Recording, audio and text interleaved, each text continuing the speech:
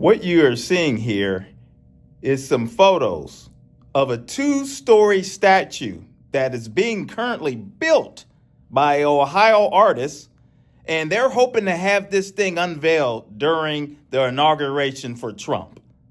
And we don't know if it's actually going to be there. There's a lot of Christians pushing for this thing to be unveiled and a lot of people behind this. And it was paid for with cryptocurrency or something like that. But this is what you have going on. And this is what we have, folks. The idol worship continues. The idol worship within the church realm of this one man has not stopped. And this right here just validates it. Why would you need a 2-story statue for what? But it just reminds you. I saw the movie Gladiator. Me and the wife watched the movie Gladiator over the weekend there, and that's that the empire and seeing the false gods and all of that stuff. And I was just reminded of that. This is what we have within the church realm.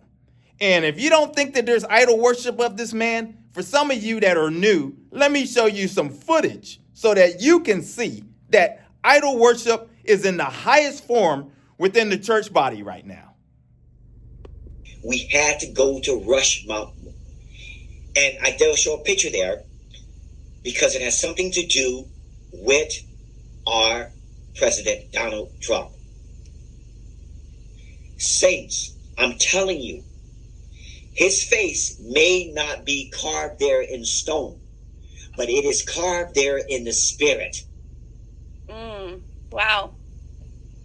It is carved there in the spirit. To say no to President Trump would be saying no to God. Trump is a test, whether you're even saved. It says in chapter 11, verse 1, Okay. I, Gabriel, the archangel, stood by Darius to confirm him in the first year of his administration.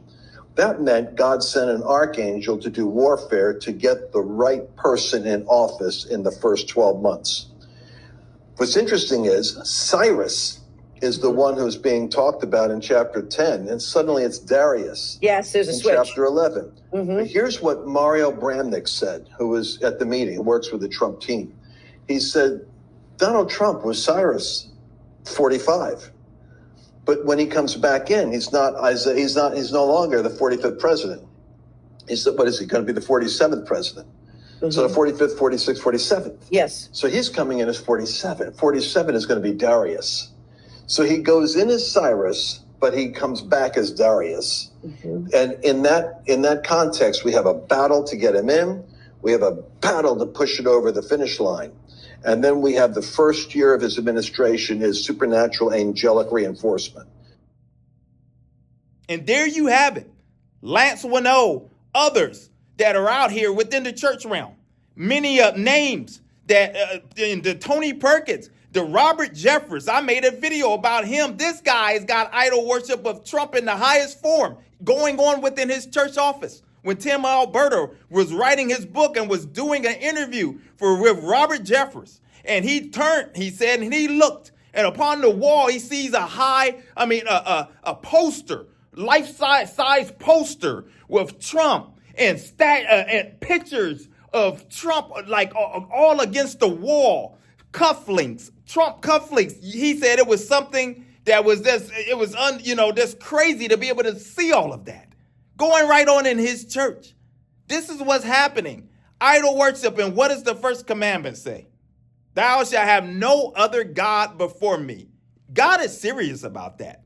So why they are idol worshiping within churches and trying to justify it and trying to say, oh, no, it's not that. We're just trying to, make sure everything's okay in this nation and all of that. No, in God's eyes, you have placed a man above him.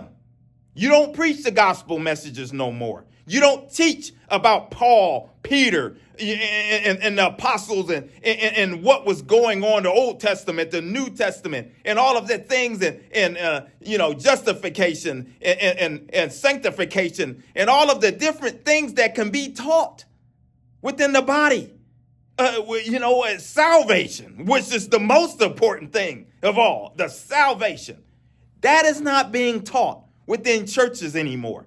It's all about, hey, this man is the one man that's going to fix everything for us in society. And somehow it's going to get everybody right and get their hearts right, I guess. Because somebody could sign on the dotted line and they're going to tell you what you want to hear, that's going to fix all the corruption within this world and the sin within this world.